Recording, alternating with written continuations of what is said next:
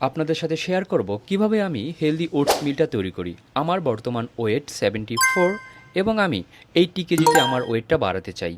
এই high protein high calorie oats মিলে আমি দুধ, কলা, কাজু বাদাম, কাঠবাদাম, কিচমিচ ব্যবহার করি। প্রথমে একটি বাটিতে ওটস নিন, গরম দুধ ঢালুন, এবার কাটা কলা, কাজু বাদাম, কাঠবাদাম, কিচমিচ যোগ করুন এবং ভালোভাবে মিশিয়ে নিন। ওয়েট বাড়ানোর জন্য আমি এই ওটস মিলটি প্রতিদিন খাওয়ার ট্রাই করি।